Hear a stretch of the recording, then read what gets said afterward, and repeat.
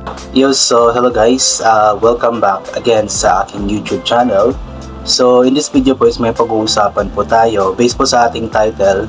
Ano nga ba ang dahilan kung bakit nga ba wala nang upload si PB Team Nonoy sa kanyang YouTube channel. Medyo matagal-tagal na rin, mga almost 1 week na din simula nung last upload niya. I believe yung last upload niya is January 29, last Monday, January 29, 2024. So yun po pag-uusapan natin ngayon kung ano nga bang dahilan kung bakit medyo matagal-tagal na rin na walang upload si PB Team Nonoy.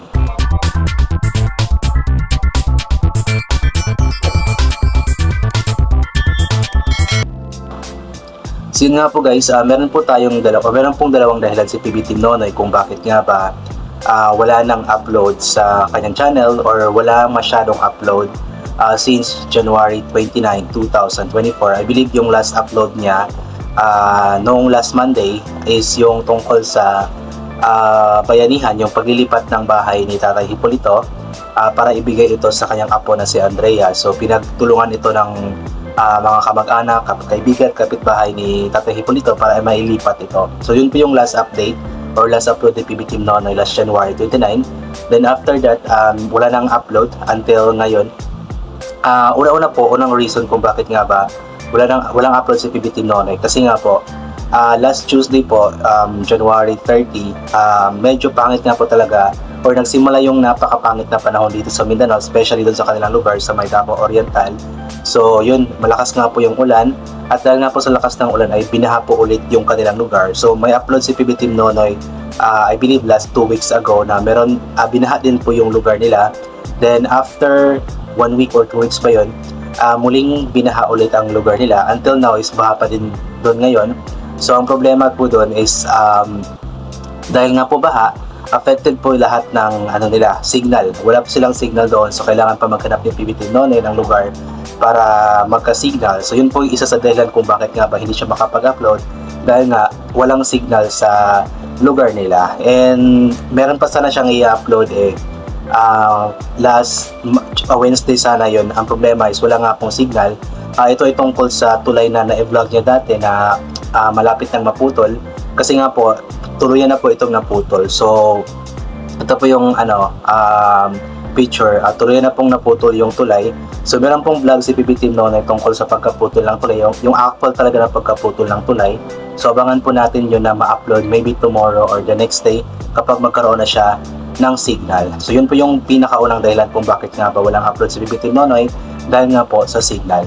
And yung pangalawang dahilan, yung major reason talaga kung bakit walang upload or walang vlog si PB Team Nonoy, kasi after that vlog ni PB Team Nonoy nung naputol yung tulay, syempre madulas yung daan, maulan.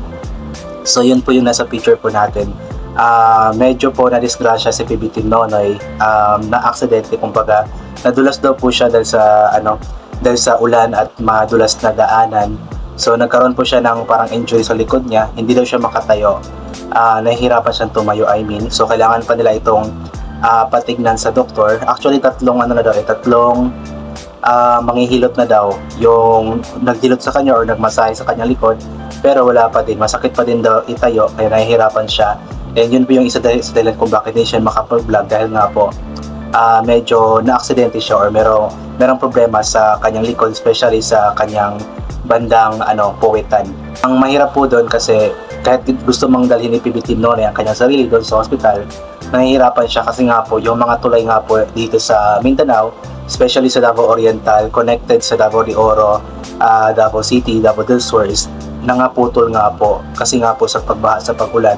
So nahihirapan si PB Team Nonoy na bumiyahe, kaya tiniis na lang muna niya ng mga ilang araw ang sakit sa kanyang likod. Yun po yung dahilan kung bakit wala siyang vlog, dahil nga po na-aksidente siya. So ipag-pray po natin na sana ay gumaling na po si PB Team Nonoy, maging maayos na po ang kanyang likod para muli na siyang makapag-vlog. Ipag-pray din po natin na sana maging maayos na yung panahon para wala nang aksidente pa na mangyari katulad na nangyari kay PB Team Nonoy. Actually ngayon umuulan na naman ulit dito sa Davao City, and doon sa kila PB Team Nonoy sa Davao Oriental is malakas na naman yung ulan. So walang tigil yung paglakas ng ulan doon. Kaya nahihirapan talaga siya na dalhin lang kanyang sarili sa hospital.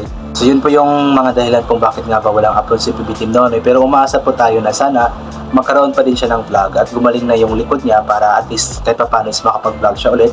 Kasi marami talagang kailangan i-vlog doon sa kanilang lugar, especially na nabahaan sila. Marami kasing naapektuhan talaga sa baha. Napakalakas po kasi ng baha. Hindi, wala naman siyang bagyo. Ano siya, low pressure area, LPA lang. Pero napakalakas po ng tubig galing sa bundok. Bumabaha doon sa lugar nila dahil sa mga tubig na galing sa bundok. Yun po yung dahilan yung pagdating sa baba. Pagdating ng tubig sa baba is sobrang lakas talaga. At yun nga po, na wash out nga po talaga yung ibang mga part ng lugar nila. And good thing naman is okay naman yung kalagayan nila PB Team Nonoy at ng kanyang pamilya. Hindi naman siguro sa naabutan ng baha. Yung ano lang, yung bayaw ni PB Team Nonoy, yung kapatid ng kanyang asawa, medyo naabot daw po ng baha at mabuti na lamang is na sakluluhan agad, na rescue ka agad. At other than that, okay naman yung pamilya ni PB Team Nonoy. Ang problema nga lang doon is palagi pa rin umulan, so may chance na patuloy pa rin yung pagbaha. So ipag-pray po natin na sana huminto na tuluyan ng ulan para wala nang pagbaha, para wala nang madisgrasya pa, wala nang magiging kawawa na pamilya na matamaan ng baha. Ayan. Nagpapasalamat po tayo sa sa tulong ng gobyerno sa kanila, kasi kahit papaano is na-rescue yung mga tao na naapektuhan ng baha, especially kay Kapitan Benhur Montalban ng Barangay Magdog doon sa barangay nila PB Team Nonoy, tapos kay Mayor Colot Hinojales. Yan, thank you so much sa inyo.